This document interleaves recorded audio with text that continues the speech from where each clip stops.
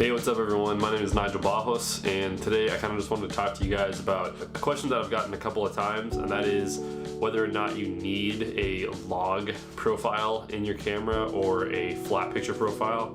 Now, there are a lot of cameras that come with these already installed, like the Sonys have the S-Log, some of the Canons, at least their cinema line, has C-Log, and the Panasonic GH4 and the new GH5 have their V-Log. And then there's even cameras like the JVC LS100 that have their J-Log, but they're all just log profiles. And then something even more extreme would be the Blackmagic Pocket camera or the Blackmagic Ursa, the Blackmagic Cinema camera that have not only a flat picture profile that's baked into your ProRes recording, which is like an uncompressed video codec, they also have the ability to shoot RAW, which is really crazy because that gives you the most dynamic range. But what flat picture profiles do is they let you have a little bit more flexibility in your grading process. So I just kind of want to talk to you guys a little bit about the pros and cons of using a flat picture profile and whether or not you actually need one. So in a lot of my camera reviews, I kind of dismiss some cameras that don't have a flat picture profile. Like, I kind of diss the A6000 for not having one, and you know, when you have something like that, it's really hard to go back to something that doesn't offer that feature. But in reality, it's not the most important thing. But even said that, I'm still going to go through the pros and cons of flat picture profiles.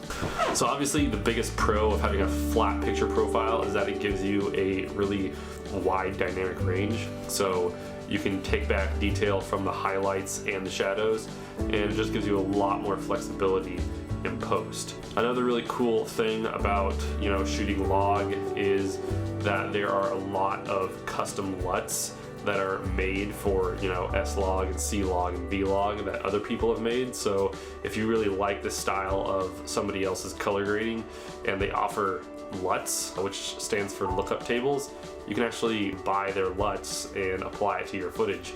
And if you're shooting an S-Log and it's a LUT made for S-Log, the footage more or less will look a lot like theirs. And that's pretty cool. Another cool thing about shooting flat or shooting log is sometimes flexibility inspires creativity. Now that kind of sounds cheesy or whatever, but sometimes when you shoot something and you grade it a certain way and you don't really like how it looks, having that wide dynamic range and that really flat picture profile kind of inspires you to go a completely different direction and grade it a different way, and that might actually inspire you to, you know, change the look of your entire film, which it's a lot easier to manipulate your video when you are shooting with a flat picture profile. Now, some of the cons are that other people make LUTs for certain log profiles, because in my opinion that can often lead to sometimes people just stealing other people's creativity. I feel like grading a film it should be part of the art form, just like shooting and moving the camera and editing. Like, that should all be part of the art form that like is like a signature for the filmmaker. And when you're using somebody else's LUT, sometimes you can be tempted to like just use their LUTs all the time, and then it's really, you're just using a piece of them instead of, you know, being inspired to do it yourself. So I think that can be a con. Another big technical con of shooting flat is also that, you know, as far as like S-Log goes, at least, you do have to shoot in really high ISO sometimes. I know that, you know, Canon and, you know, Panasonic, they have their own different, you know, minimum ISOs, but for Sonys, I know, you know, sometimes for shooting like S-Log 3, I think it is, you guys can correct me in the comment section below, but I'm pretty sure in S-Log 3 you have to shoot at like 1600 ISO is like the minimum, which that can introduce a lot of noise, which might make your footage look noisier than it could if you weren't using a LUT.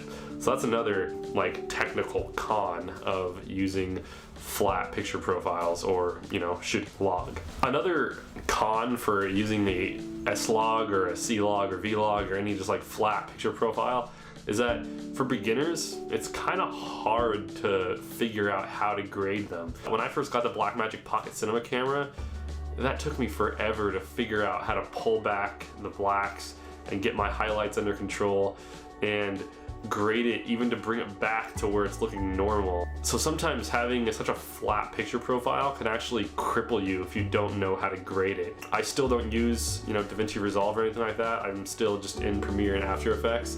And so trying to grade, the footage from a Blackmagic Pocket could be really difficult sometimes. And I mean, I have used other people's LUTs for my Blackmagic Pocket cinema camera footage just because I just needed to get it back to where it should be so that I could, push it to go a different direction. And that can be, kind of a frustrating thing if you're a beginner and you don't really know about color grading. The most I'd really ever color graded as far as like flat, picture profiles before my Blackmagic Pocket was the Cinestyle for like Canon cameras. So that was a whole new area of learning that I had to teach myself, and that can be a con if you've never done anything like that before. And I think another con, which might be one of the biggest reasons why I've stopped shooting in such flat picture profiles, is because it kind of leaves you uninspired. Now I know sometimes having a really flat image shot can leave people inspired. Like I talked about before, it can inspire you to go a different direction with your film.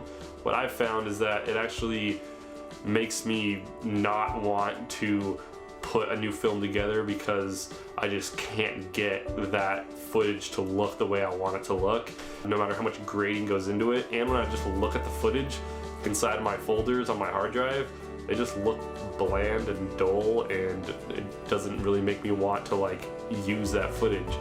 But when I have just a relatively flat picture profile that still looks kind of good, like I can still see color and I can still see some contrast in there, then I kind of see what my film could look like. So sometimes having a really flat image can be really discouraging when you're trying to be in that the creative mindset. But all in all, you guys, if you are debating between two cameras and one has a flat profile and the other one doesn't, I would say that it's not the most important thing in the world, and there are plenty of amazing films that were shot without using a log mode or a LUT. I'll actually leave some of my favorite films. These films were all just shot with, as flat as you can get within the picture profiles of the camera.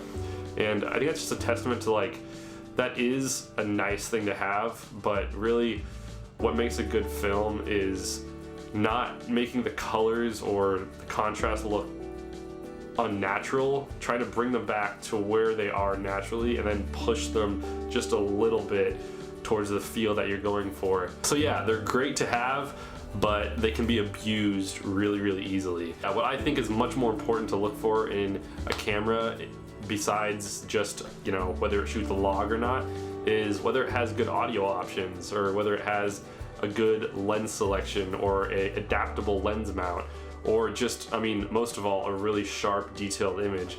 Those things are much more important than having a flat picture profile or a log mode. And until you actually are a skilled enough color grader to work with that footage, you might just be shooting yourself in the foot if you're focusing too much on shooting in S-Log or V-Log or C-Log and then just relying on somebody else's LUTs. So I hope you guys liked videos like this. If you did, feel free to tell me in the comment section below if you just want me to stick to talking about gear. I totally can. This is more of like a software, firmware type discussion. But yeah, just let me know down in the comment section what you guys think about videos like this. I am gonna have a couple new videos that I'm really excited about gear related stuff, some budget friendly gear that I want to update you guys with. So be sure to stick tuned for that because I'm pretty stoked about it. But until then, I will see you guys next time. Later.